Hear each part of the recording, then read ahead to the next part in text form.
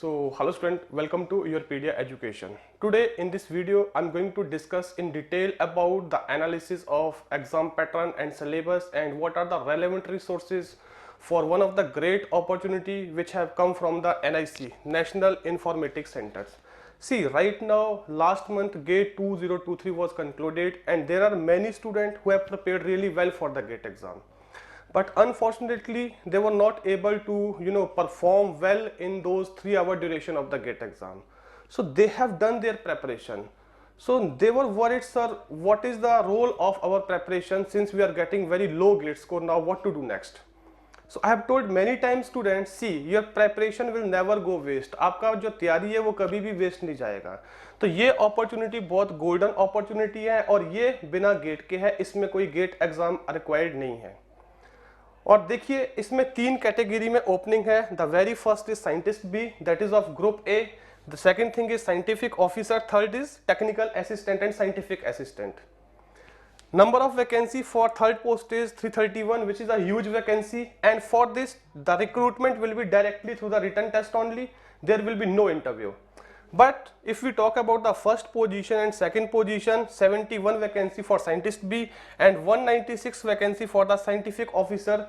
For these two posts there will be interview after the written test and the final selection will be in the ratio of 85-15. 85 of your written performance and 15 of your interview. Now try to understand what will be syllabus for the written exam and what are the relevant resources you need to opt and you need to refer. See, they have clearly mentioned about the exam and they have provided the information clearly on the portal in this document that the exam will be written exam and it will be online mode and there will be 120 question which you need to answer in 3 hours. And all the question will be multiple choice question. The medium of the written examination will be English only. Now in their syllabus they have divided the entire syllabus for all the 3 posts into 2 sections. One is section A, which is generic section, and one is section B, which is a technical section. So what is the weightage of those sections is clearly mentioned here that the question paper will consist of the 65% question from technical area, 35% question from the generic area. The syllabus is attached below that I will be discussing with you people, right? Now each question will carry 1 marks. It means there will be total 120 marks and there will be penalty for negative marks, 0.25 marks for each wrong answer. It means for this exam, while preparing, your accuracy and your basically time is very important. Your speed and accuracy will play very important role. And apart from this guys, they have told about the minimum percentage to qualify the written test will be 50% for general EWS, 40% for OBC, 30% for SC, ST, PWD categories, and the cutoff marks specified would be applicable in the overall marks, be it technical, be it generic, as well as for each section. See, each section का भी cutoff देखा जाएगा कि generic में आपका कितना बन रहा है, technical में आपका कितना बन रहा है, उसके बाद overall, right? Similarly, the process is same for scientist B, the process is same for scientific technical assistants. But the point is for technical assistant or scientific assistant, there is no interview. The final selection is totally based on your written performance. So now coming down guys, related to the syllabus, what we need to study and what are the resources which we need to opt. See, let me tell you people in detail, this is the syllabus for scientist B post. The section A is your generic one and section B is a technical one. See, you can see here it's written computer science. The syllabus is probability, statistics and communication. I believe whether you are from computer science, whether you are from electronics, you are from instrumentation, you all have studied this part. Second one is digital logics. You all have studied this part. CSC, computer science, you can say electronics, you can say electrical, you can say instrumentation, you can say electronics and communication. All people have studied this part. Now there is one part, this computer organization architecture, that is very important part for computer science student.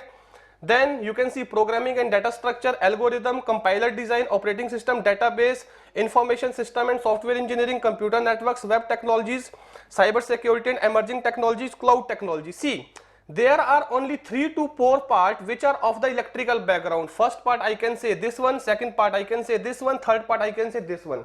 But if you see the branches who can write this exam, are you from electronics and communication, you can write. आप computer science से आप लिख सकते हो, आप IT से आप लिख सकते हो, आप इलेक्ट्रॉनिक्स एंड इंस्ट्रूमेंटेशन से आप लिख सकते हो, उन्होंने पूरा एलिजिबिलिटी में दे रखा है.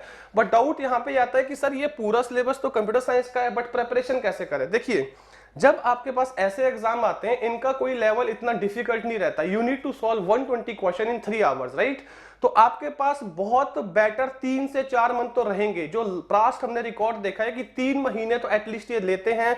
अगर इनका लास्ट डेट ऑफ नोटिफिकेशन या सबमिशन जो आपका 4 अप्रैल है, आप ये लेके चलिए मई आपके पास है, जून आपके पास है, जुलाई आपके पास है.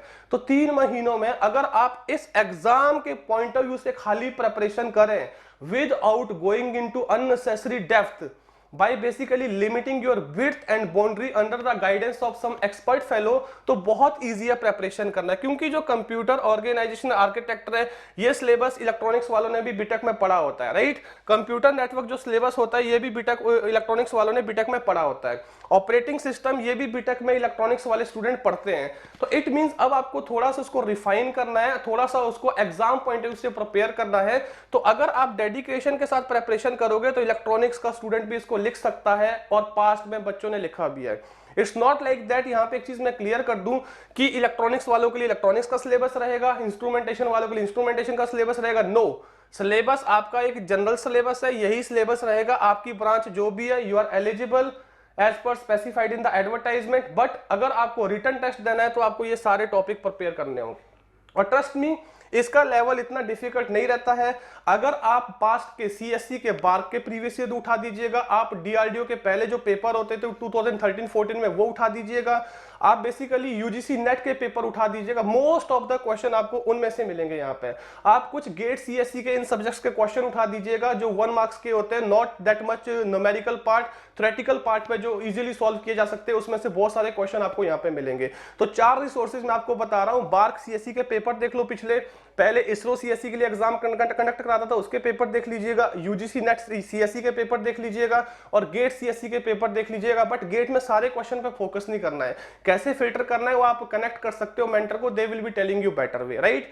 तो you people can prepare really well. अगर मैं इसमें वेटेज की बात करूं, जो रिसेंटली एग्जाम कंडक्ट हुए हैं, तो उसमें एल्गोरिदम का एक काफी ज्यादा वेटेज रहा है, कंप्यूटर नेटवर्क का काफी ज्यादा वेटेज रहा है. और कंप्यूटर नेटवर्क एक ऐसा सब्जेक्ट है, आप किसी भी ब्रांच से आते हो, आप उसको 10 से 12 दिन में बहुत अच्छे से प्रिपरेशन कर सकते हो, बिकॉज ये सब्जेक्ट इलेक्ट्रॉनिक्स वालों ने अपने बीटेक में पढ़ा होता है, राइट. तो ये तो बात हो रही थी हमारे साइंटिस्ट बी एग्जाम की.